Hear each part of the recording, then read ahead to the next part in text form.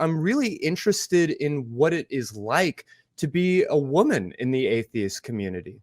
I think that we can all agree that that stereotype caricature of like the angry college freshman that's like covered in acne and like screaming into his laptop is not a completely accurate representation of our community. But I'm curious how that image of like the grumpy man, how that resonates for y'all, or if that's something that y'all have experienced or could speak on it at all. Okay, so I'll fill in the silence. I always want to let Sure. somebody else go first, but since y'all are being so quiet, when I first joined the atheist community, I didn't even really think about my gender as being a thing, right? Like it didn't even really enter into the conversation. But I think that you're right. As I got more into the activist community and as I'm reading more about like especially with the religious response to atheists, it really does paint a picture of this sort of male dominated, sort of geeky, hyper intellectual, angry, or the picture of just like the sinner who just hates God and wants to do all the sins, and so they've given up Eat religion. babies and fuck Right, around, and right. Sort of like that devil worshiping satanic, and there's these sort of pictures out there that are really kind of hyperbolic and a little bit insane. So, knowing that there are so many out there like myself and Arden and Mandisa who are just regular everyday people, getting our voices out there to me is really powerful and really kind of like I'm inspired by the women I saw before I started. People like the two of them and like Shannon Q and people like that who are getting our female voices out there with Augusto. Yeah. Anything y'all would add to that idea? Oh gosh. So I'm going to try to sum this up Sure. briefly, because this is something that could be like at least a three-parter. We, especially women, and I'm saying this as a Black woman in this movement, which as in public faces and leadership is changing, but is still smaller in number. I remember when I first became involved in this community and wanting to just lend my hand to it, wanting to become more involved, and just being really excited. I was quickly reminded of the challenges that Black women just face in general when it comes to underrepresentation, being labeled. I always have to be mindful that I'm not this totally angry Black woman, right? There's this idea that, we're too angry about something, and also that we speak for the entire Black community and the entire Black atheist demographic. And we're also here to like almost bear the brunt of, especially when we start speaking up. I remember when I first got involved, and with my personality, it is very strong. I am very assertive. There was sort of this, well, you need to stay in your place because all the men are talking, especially some of the Black men. And, I was like, no, fuck that. I'm like, if I'm going to be involved in this movement, then if I'm doing the work, then my voice needs to be heard. And so does the voice of other women. So that has been a constant battle. It's also us feeling like we're being splained. We're having everything explained to us. It's like, well, it can't, it's not that bad, or you're just overreacting, you're just we go through a whole bunch of that shit. And also there is certainly a lot of deference to the male voice still, that most of the men get more of the recognition and the acknowledgement more than the women do. And so there's been just a lot of that as well. And being on the ground and actually being the one to, to organize and set things up we're often the ones doing most of the work, which is, I when I stepped up and dedicated myself to this, I'm in it all the way, but I will tell you, it gets exhausting and frustrating at times. Yeah, well, fair to say. Yeah, I think there's also kind of this interesting thing where I feel like people sort of position like atheism and maybe like logic and reasoning kind of at one end of a spectrum, and that's like the masculine end, and then over here is like the like spirituality or like meekness, to use some like Christianese, and that's for women. Like it's kind of like positioned innately in our culture as like with patriarchy that logic and reasoning, those are masculine traits. So by nature, like women wouldn't want to be atheists, right? Or they couldn't be, because that's just like such an unfeminine thing. Yeah, well, and there's so much rhetoric, particularly within Christianity, or at least the evangelical Christianity that I grew up in, that says that, like, as for me and my house, the idea is that, like, the man says and then the woman follows. And that creates a lot of complications here. It's worth pointing out that according to the 2014 Religious Landscape Study, about 7 in every 10 U.S. atheists are men. Why do y'all suppose that is? I mean, it's the same stuff, right? It's like with the privilege of being a man, you're probably more likely to be pushed into a field that's going to get you an education that might point out to you some of the issues with religion. Like, I'm sure that's not the only factor at play, but I definitely think a lot of these social influences come together at sort of a peak there. And that's why you see at a lot of fields like this, they're dominated at the top by men. And I think that is in general largely due to the privilege afforded to men for just being like, their voice is heard, they're taken seriously when they say things. Yeah, I don't know if y'all have any different takes. No, I don't know. I think that that's definitely one of them, and I try to brainstorm because obviously, like, I don't actually have the answer. But when I'm trying to brainstorm what different possibilities can go into that, that's certainly one of the first ones that I think of. But there's also this idea that, like, women sort of follow their husbands in terms of their belief systems, and I don't think that's true across the board. So do not get me wrong. I'm not making that statement, but I do think there's this sort of cultural undertone of that happening quite a bit. And then I think the other thing is maybe fear of representation, right? Like, so men, when they want to represent their views, will sort of like get out there and do it. And certainly there's those strong female leads that will get out and do the same thing. But I think on average, men are more likely to, yes, this is what I believe, and put it in a survey, whereas women are more likely to be like, well, I'm spiritual but not religious, or like not really stand up and want to rock the boat quite as much. And this is all off the top of my head, and there's a lot of generalization that can go into it. And so we do need to be careful to start or to be not throw things out there too haphazardly. We could be completely wrong, but those are some of the sort of off the cuff things that I think about. Yeah, I certainly don't want any of you to feel obligated to speak for all women or anything silly like that. But I am really interested to hear about y'all's experiences, because from the other side of it, like, I definitely see that piece. When I myself lost or threw away my faith, the truth is, I sat on that secret for a solid year before I was willing to share it with my wife. The person who I was very concerned that I was responsible for her salvation, for her spiritual leadership. And when I stepped away, I was like, well, I don't think I'm going to hell. I'm pretty sure I've made peace with this, but just in case, like, I don't want to be responsible for that. And, I've worked really hard myself to kind of deconstruct some of those misogynistic ideas, but I know that they show up not just in myself, but in our society in a lot of different ways.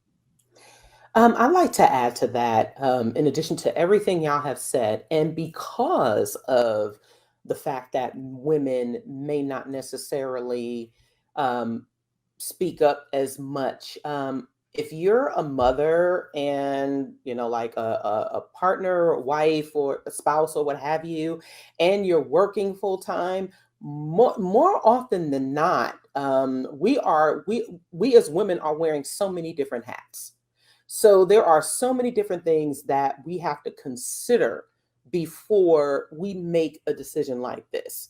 And due to, societal stigma, as well as other things that could adversely affect us, we have to be very careful at times before we speak, or even, express this, and stepping out there just to face the possibility that you may be alone in this.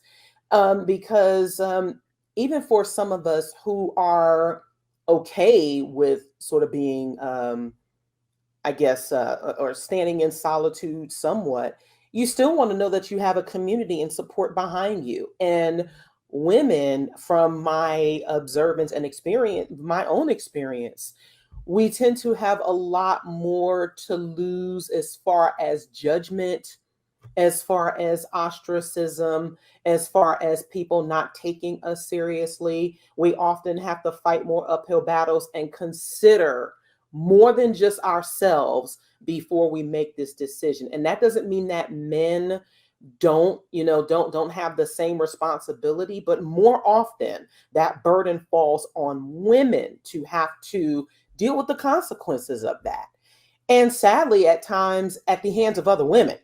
It's this is an unfortunate fact. And this is an unfortunate reality, but the fact that we do have to face these things, we have to think of all of these different possibilities and all of these different angles before making this decision to speak up, probably contributes to that. Now, I have seen more women speaking up. I've seen more women become more brave and take those risks. And that's because there are more of us who are putting ourselves out here for people to know that there is support and a foundation for them to do so. Probably more, a few years prior to that, it was probably certainly less. And again, we still have to, because we have all of these roles that we take on, much often at times with less support, we have to consider these things. Yeah, I kind of want to jump on what Mandisa just said, because I really can feel that. Like, I'm a very, very outspoken woman. I've always been outspoken. Ever since I was a little girl, I was outspoken. So I've never really not represented myself. But I've definitely had the fears and the hold back for at least a certain amount of time before it like bottles up and just explodes out of me. And I think this was definitely one of the times when it did, was when I decided to give up religion. I didn't have any problem telling people that I went from Christianity to Islam, or from my agnostic, teenhood to my Christian, early 20s. But I really had a difficult time going from any sort of religious identity to an atheist identity. And a lot of that had to do with fear, but it was fear of not being able to explain myself well enough, or like being seen as sort of a weak person or stupid or dumb. Like, oh, well, you just changed your minds all willy nilly, so clearly you don't know what you're talking about.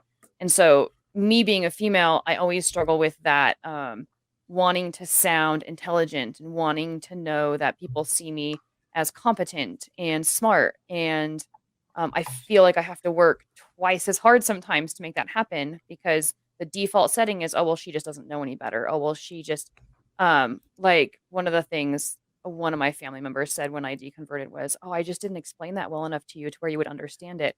And even though they were trying to take the blame on themselves, like, oh, I didn't do a good enough job explaining, what I heard was, oh, you didn't understand what I was trying to explain. And that's the reason, like, as though it comes down to that one conversation that we had, right, was the whole reason why I'm not religious. But there really was that sense of, oh, you just don't get it. And so, yeah, it was more of a pride thing. But when Mandisa was talking, it really, really hit me hard that, yeah, we do have a lot riding on putting ourselves out there. Is she competent? Is she capable? Is she strong enough? Is there any weight behind her words? Whereas, and men, do correct me in chat if I am wrong, and Christy, correct me if I'm wrong, but men seem to have this automatic authority about them, where if they think something or present an idea, there's not this instant judgment of, well, now you have to prove yourself. Yeah, I think that if we want to imagine religion as a oppressive institution, that it's going to be more effective on people with less power. Yeah, that just makes sense in a lot of ways. There's less opportunity to maybe push back or to resist some of those things.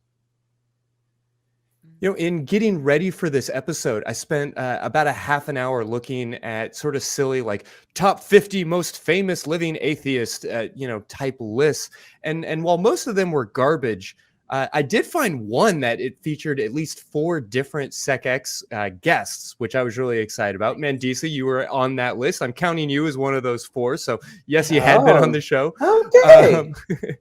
But in looking at just list after list after list, I only found one that actually included a woman in the top 15. So, even if I'm not willing to put a whole lot of power behind those lists, I have to ask, how do y'all feel that like celebrity impacts the community or impacts the people who are like maybe drawn towards atheist activism? I don't know necessarily if there's like an answer. Maybe one of you two feel differently, broadly speaking, but I do think some of the more recent history of atheism impacts that, because a lot of the people who we consider these like big celebrities right now, like Sam Harris and Richard Dawkins, and maybe formerly people like Sargon of Akkad or something, who people will dispute whether he's an atheist or not, I suppose, but it fostered this community of like anti-SJW kind of like anti-feminist sentiment that I think is still really, really prevalent in the community.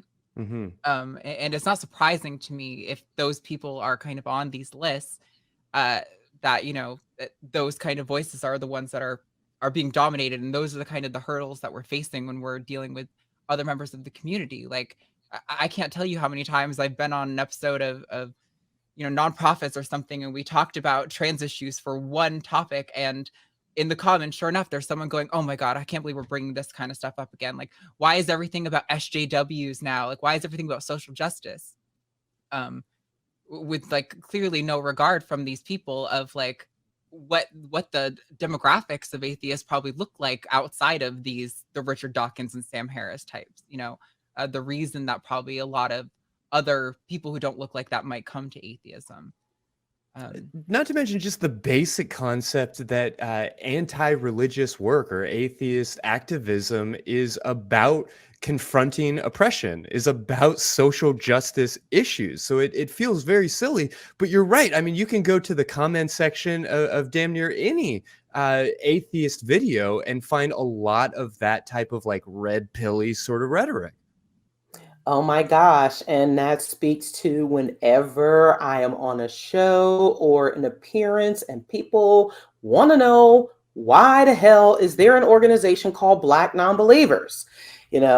Why, does there need to be a white nonbelievers? Mm-hmm. This certainly the intersection of our activism seems to be completely lost on that. And it's interesting. This idea of what it means to be a celebrity, while I appreciate the fact that I have made some top lists over, and I'm not sure if I was in that 15 or not, I probably wasn't, but when people see us do those shows, I will tell you what happens when people, when I am on a show. Usually I get asked a lot more questions. People need a lot more in the way of support, or we may get the trolls.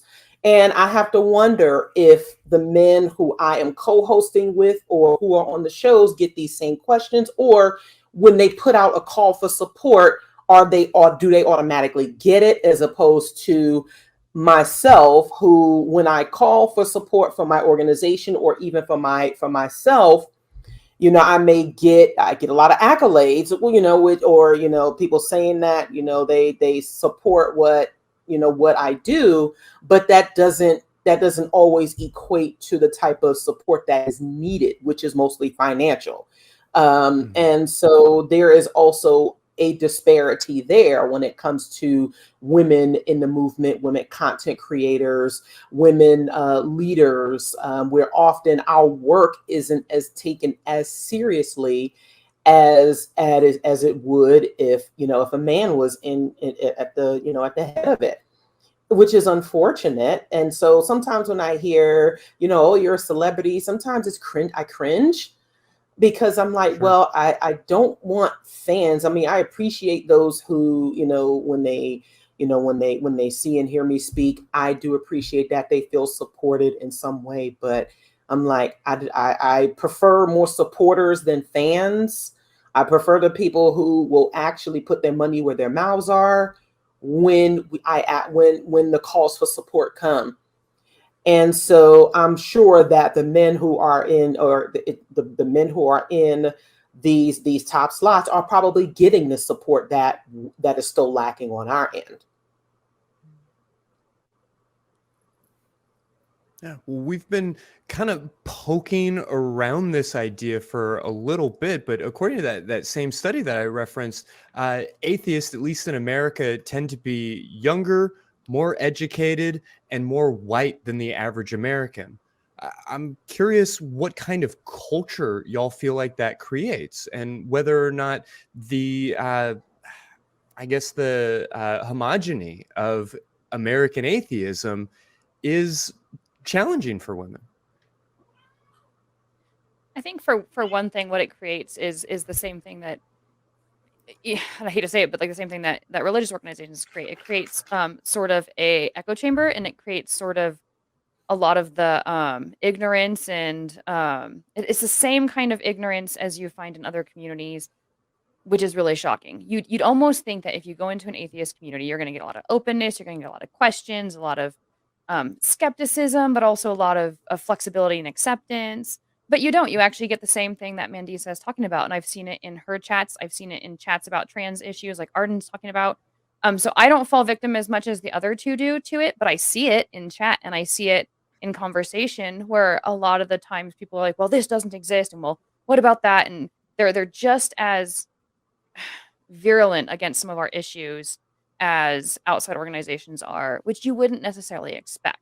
I think what that shows is that within the atheist community, we are a group of people that are not above all the same stereotyping and the same forms of racism or misogyny or what's the other word that I'm looking for? I mean, it leads to like a lot of sexism and stuff.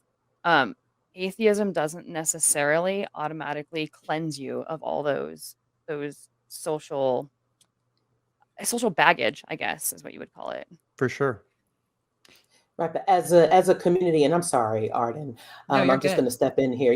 As a community that prides itself on stepping away from religion and its dogma, there certainly is one thing I've said at the onset of my activism and my involvement is that people have left the church and they left religion, but they still have that baggage, and it is going to be up to the individuals to continue to unlearn and relearn as we go along. One of the beauties of our position is that it doesn't just stop with the God concept, or it isn't supposed to. We're supposed to be improving on our education and our information, which I think there's a difference there. There is a difference between being educated and being informed. And that doesn't just stop with our either our non-belief or our lifelong non-belief, or those who have left religion. That is supposed to be something that we continue to. That's something that is supposed to be a way of life for us, or it should be. That any new information, we take it into consideration, and consider and also consider how it makes the others, or how it affects and impacts us and others around us, right? It's supposed to, it should make us more well-rounded individuals and more well-rounded thinkers. Like Laura said, that doesn't automatically equate to that. It's a process. And there are people who need to understand that it's still a process, and that you're not above learning something because you felt like you've come to this place. Yeah, I think Actually, I'm going to give Arden a chance to speak first, but yeah. Okay, I was just gonna say, I think that, you know, for like a really long time, these Sam Harris and Richard Dawkins types have been talking about how religion oppresses LGBT people and how religion oppresses people of color for so long. They've been using these things to justify their like strong stances against religion, but they've been talking about us, you know, women, queer people, people of color in the abstract for so long that I think now that these communities are gaining more acceptance and gaining more, you know, power and starting to be seen within these communities, now they're having to contend with the fact that they can't talk about us in the abstract anymore. They have to actually like talk to us and wrestle with like not just how religion oppresses us, but how their words and their actions can still be oppressive, even though they've maybe, as Mandisa was pointing out, thinking that they've let go of some of this baggage of holding the God belief. They still haven't let go of the baggage of the culture that they were raised in that told them that like, oh, if you see a man acting this way, that's a bad thing because that's feminine, or you know, or if you have these preconceived notions about this group of people, like that's okay because we see in this statistic this thing happens. I think this is just going to be something that hopefully will get better with time as we have more conversations like this, with more of the women and queer people and people of color within the atheist community being forward facing. But I think it's going to be a slow change, unfortunately, because I think a lot of these beliefs, these sort of like anti-SJW beliefs, are deeply rooted within our community, and you know. But that's why I'm so glad to be here on this lovely panel with these lovely ladies to hopefully Yes. keep Yeah, pushing well, and the cogs of time in the right direction. Well, and I definitely want to follow up on some of the things that y'all are touching on. But Laura, I wanted to give you a chance to jump in before we move on. Well, yeah, I mean, I think what I was going to say was already very well said by the other two, so I Sure. don't need to get into it too much. But it was just talking about the idea that bigotry, sexism, and racism, they're unconscious biases that sometimes we don't even know we have, and we don't even know Mhm. when we're doing it. And so, just leaving a religion isn't really good enough. And we have to remember that atheism only answers one question, and that's whether or not we believe in a God. It doesn't talk about our politics, our education, our social standing, what we've been exposed to or not exposed to. So it almost doesn't surprise me that there's still a lot that we have to work through in the community in terms of educating each other, but we also have to be patient with each other. Yeah, well, and it makes a certain kind of sense that, you know, the four of us operating not just on YouTube, but in particular in these spaces where people might go to as they are starting to drift away from religion, when they are sort of in that initial phase of leaving religion, that those sorts of folks, and I want to be really clear, I love the atheist community. I've been a member of the Atheist Community of Austin for years now. I'm very passionate about the work that we do. So I don't want to make it sound like I'm looking down on our audience or on our community writ large. But it is, I think, fair to say that a lot of folks find these YouTube shows and these different kinds of things at a moment when they are like just about or just recently started to pull away and are still kind of early on in deconstructing some of these beliefs. And one of the ways that I feel like that shows up is that the statistics when you talk to queer folks are pretty overwhelming, that people within the LGBTQ plus community are much more likely to identify as not believing in a god or gods than your average American. And yet I don't really feel like they're particularly well represented in the media or in the leadership of this community. I mean, certainly, Arden, we're all very familiar and proud of your work and a lot of the things that go on this show as well. But is that fair to say that perhaps the queer folks are also not as well represented, and that there's a lot of particular pressure on queer women? Definitely. I mean, I think that's kind of transparently so. Like, not to keep harping on Richard Dawkins, Sure. but I mean, he keeps sticking his own foot in his Oh, mouth, man. so I'll keep hammering it. You know, like Uh, it's hard not to see how these things are prevalent in our community when one of the most well-known figures in atheism for you know, maybe I don't know how high you want to put him on the list.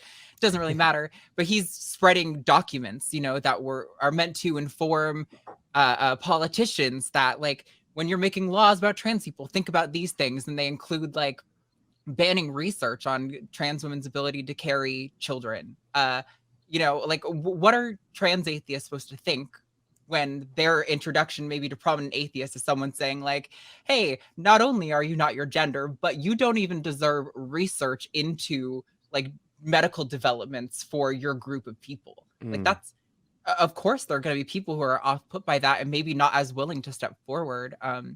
I've been really lucky that I feel like this community has been really supportive of me, and maybe there's some like privilege going on there too. I'm sure the reason my voice was able to get to the forefront. And I definitely want to do my best to like not let that slip away, you know, to make sure we are talking about these things all the time. Because I also love the atheist community so much. It is one of the first times I've really felt like I had a community that was deep and broad. And I want it to be full of more beautiful, diverse, queer lives. And unfortunately, until we start to contend with those things and we see more prominent people calling this stuff out, I don't think that's going to happen. Even just today, I saw a thread of somebody talking about, you know, the atheist movement online and how toxic and anti-trans it was. And it's like, I get why you think that. I don't think it's the case broadly, and I do my best to try to change that. But I get why people think it. You know, it's very present. Yeah. Anything y'all would like to add to that? I'll just go ahead and echo my sentiments about this community. I absolutely love it. And I will say that on the leadership side of things, because I engage a number of people in this movement, people on the ground, people at the head of organizations. And so the LGBTQ representation is improving. I mean, I myself identify as pansexual. But I will say though that cisgendered gay men are more well represented perhaps than trans men and women or non-binary. And certainly not people of color. Certainly people of color are less represented. So I will say that there are some changes there on leadership levels, which I think is which I think is very important to acknowledge. And there are really, I've always encouraged people to, I try to stay away from the online community as much as possible, or at least reading into so many comments, because there really is important work being done on the ground. And I realize that for a number of people, the online spaces are not just cathartic, but this is where they connect with so many, and it's a good platform. But I always try to encourage people to go beyond the online space, because at times it doesn't represent real life. Mm-hmm. And I get concerned at times that we become so disenchanted by those voices that we see being so harmful, that we forget about the people who are actually doing the good work, that we forget to support those who are on the ground. And I think that is where the frustration for people of color come in. It's like, well, and I know if I can speak for myself, I see a lot of, and rightfully so, there is a lot of criticism of Dawkins and Harris and all of the other people, the people out there who at one time may have had some value, and some people still consider their work valuable. But as we see them transitioning into something that is that can be pretty detrimental, it's important that the other voices and the other people who are doing the work and are doing the right thing are more uplifted. And I think that it's important for us to remember that it's a two-parter.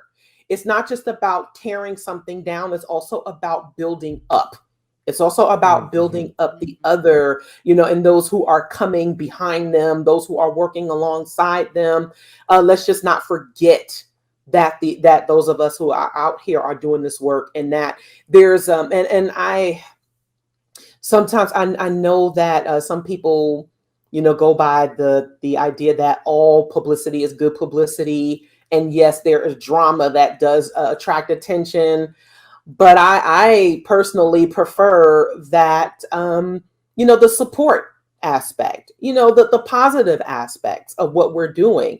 That is how things are going to change. I agree absolutely, wholeheartedly. I completely empathize with the urge to burn it all down when it feels frustrating, but I do think we're going to be a lot stronger as a community, and we're going to be a lot more diverse and supportive of the members of our community if we continue to build each other up rather than tear it all down when it starts to get frustrating. Sure.